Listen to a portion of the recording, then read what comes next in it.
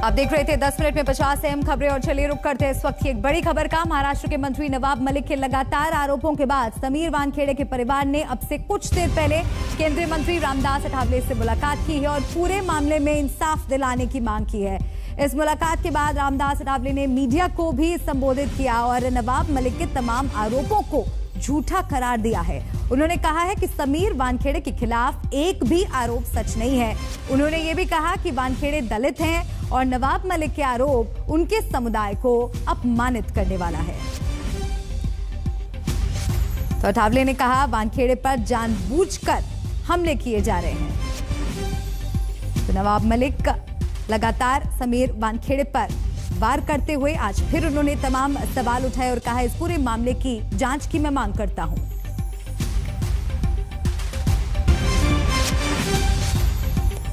आज जब हम यहाँ बैठे हैं और अनेक बार नवाब जी ने समीर वानखेड़े के ऊपर आरोप किए हैं, उनके कास्ट सर्टिफिकेट के आरोप किए हैं। आज हम इधर आए हैं, उन्होंने कहा ये दुर्भाग्य है कि इतने बड़े नेता एक दलित की सीट छीन रहे हैं। इनको बहुत समझ है, ये बहुत बड़े नेता हैं, उनके हाथ से ऐसा गलत काम कभी नहीं होगा।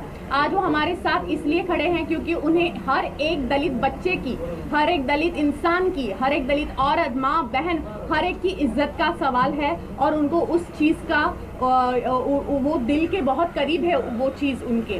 तो ये विषय जब हमने उनके सामने रखा, उनके सामने सारे हमने पुरावे रखे, जो भी प्रूफ्स है हमारे पास वो उनके सामने रखे। सब सबूत देखने के बाद उनको ये विश्वास हो गया कि हाँ ये लोग सच बोल रहे हैं। और नवाब जी रोज आप जो बोलिए, मालदीव्स का आरोप बोलिए, पैसे लेने का आरोप बोलिए, ये पैसे की सेटिंग दुबई में हुई, इसके उसके सारे आरोप आज तक कास्ट सर्टिफिकेट से लेके मैरिज सर्टिफिकेट से लेके हर एक आरोप उनका झूठा साबित हुआ है। आज मेरे जो ससुर जी हैं यहाँ पे ज्ञानदेव जी वानखेड़े, आज वो आपके सामने सारे जो रियल डॉक्यूमेंट्स हैं जो हमने रामदास जी को भी दिखाए हुए हैं वो आपके सामने सादर करेंगे, ताकि जैसे इनका हमारे ऊपर विश्वास हुआ वैसे ही आपको भी हो जाएगा। और सबसे इम्पोर्टेंट चीज़, जो भी मीडिया ये कह रही है, जो भी लोग ये कह रहे हैं कि समीर जी ये है कास्ट का, वो है, उन्होंने फ्रॉड किया है, प्लीज़ मैं आपसे हाथ जोड़कर विनंती करती हूँ आपकी आंखें खोलिए और सिर्फ सच का साथ दीजिए, क्योंकि सच है ना वो ढक सकता है लेकिन छुप नहीं सकता।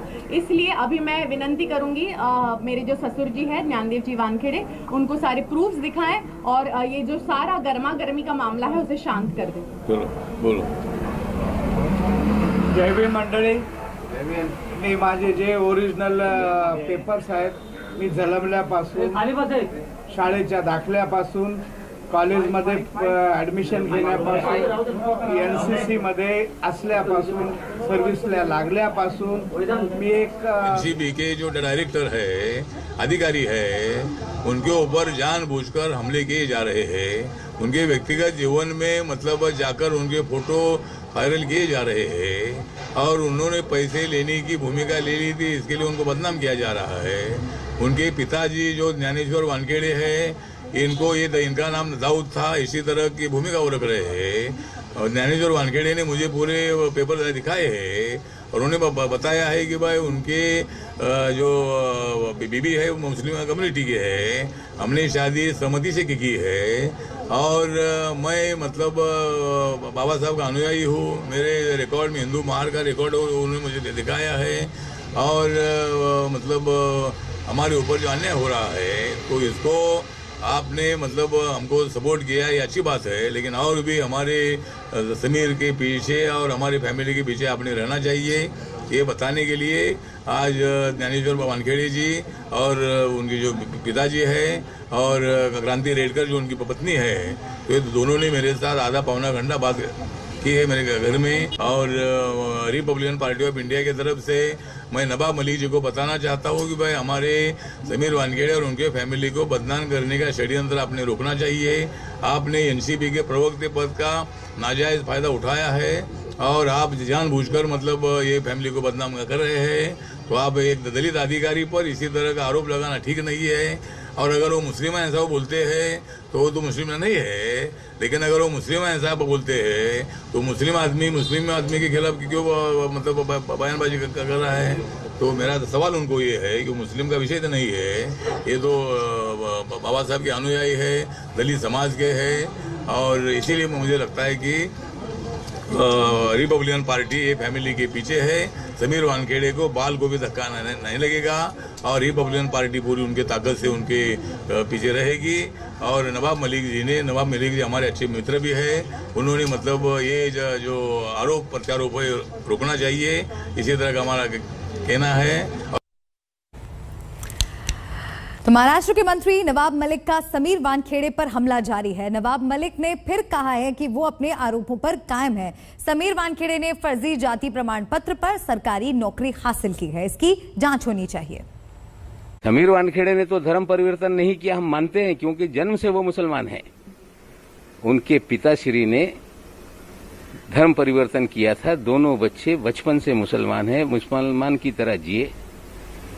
हमने उनकी शादी का मामला उठाया था, लेकिन कल हमने एक व्यक्ति का फोटो ट्वीट किया जो समीर वानखेड़े जी के बहनोई हैं और वो आज विदेश के यूरोप के वेनिस में शायद कहीं रहते हैं।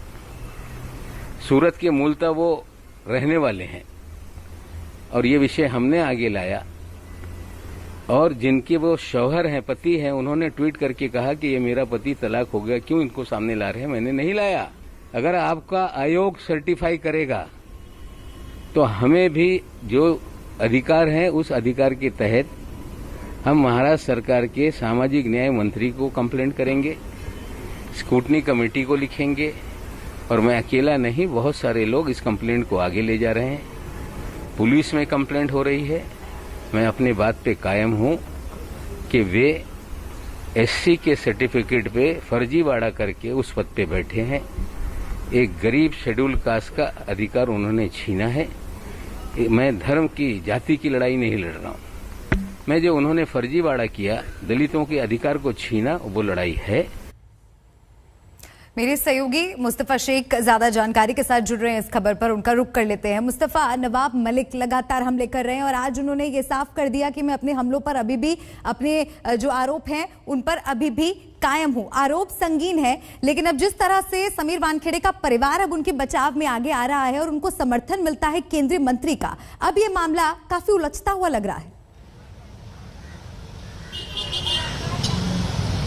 जी बिल्कुल, आरोप प्रत्यारोप इस पूरे मामले में जारी हैं और ऐसा लगता है कि जारी रहेंगे, लेकिन उसके साथ साथ ये भी देखना होगा कि तथ्य क्या है। और तथ्य में आप कह सकती हैं कि जो बैकवर्ड क्लास के जो कमीशन है वही इस पूरे मामले में आप कह सकते हैं इन्वेस्टिगेशन कर सकते हैं, इंक्वायरी कर सकते हैं और वही रिपोर्ट दे सकते हैं। अगर बैकवर्ड क्लास कमीशन का रिपोर्ट आता है कि समीर वानखेड़े एक आप कह सकते हैं कि एससी कम्युनिटी से हैं, तो फिर उसे कोई डिनाई नहीं कर सकता, नवाब मलिक चाहे कितने भी एलिगेशन करते रहें। तो इसमें आप ये देखना होगा कि पूरे आरोप प्रत्यारोप में जांच एजेंसी कौन सी बनती है, पूरे मामले में जांच होनी चाहिए। मुस्तफा, शुक्रिया आपका इस जानकारी को दर्शकों तक पहुंचाने के लिए। नजर बनाए रखेगा, लौटते रहेंगे अपडेट्स के लिए। फिलहाल रुक रहे एक ब्रेक के लिए, देखते रहिए आज तक। कांग्रेस महासचिव प्रियंका गांधी आज यूपी के गोरखपुर में प्रतिज्ञा रैली करने वाली हैं। कुछ ही देर में वो लोगों को संबोधित करेंगी। सीएम योगी आदित्यनाथ के गढ़ गोरखपुर में होने वाली रैली के लिए कांग्रेस पार्टी ने जबरदस्त तैयारी की है। तैयारी है, गोरखपुर में आज प्रतिज्ञा रैली है, प्रतिज्ञा दोहराएंगे, वो भी मुख्यमंत्री के गढ़ में। कौन कहता है मुख्यमंत्री का गढ़ है? ये तो हमारा घर है। हम यहाँ पैदा हुए हैं, खेले कूदे हैं, ये मिट्टी हमारी, पढ़ाई लिखाई हमारी। उनका घर कहाँ से हो गया? ये तो कांग्रेस की धरती है, चौरी चौरा का ऐतिहासिक धरती है, संत कबीर नगर की धरती है, कबीर की धरती है, बुद्ध की धरती है। और निश्चित तौर से जिस तरह का यह बदलाव देख रहे हैं, ये रैला जो देख रहे हैं, इतनी बड़ी संख्या में लोगों का आना देख रहे हैं, यह इतिहास रचने जा रहा है और निश्चित तौर से कांग्रेस की सरकार बनाने जा रहा है। बीजेपी कहती है कि पर्यटन करने के लिए प्रियंका गांधी आती है और केवल चुनाव में ही माहौल दिखता है, पूरे साल नहीं दिखता। क्या कहें? देखिए, मैं समझता हूं कि जिस तरह सोनभद्र से आदरणीय प्रियंका गांधी जी ने आदिवासी भाई बहनों की लड़ाई को शुरू किया था, आज उत्तर प्रदेश में गांव, गरीब, खेत खलियान, नौजवान किसानों की आवाज को बुलंद कर रहे हैं। मुख्य विपक्षी पार्टी के रूप में जनता के बुनियादी सवालों पर जेल जा रही हैं, लाठी खा रहे हैं कांग्रेस के कार्यकर्ता। बदलाव की आंधी है जिसका नाम प्रियंका गांधी है। तो कुछ ही देर में प्रियंका गांधी लोगों को संबोधित करेंगी। प्रतिज्ञा रैली से जुड़ी तस्वीरें आप तक पहुंचाएंगे। फिलहाल वक्त एक ब्रेक का है।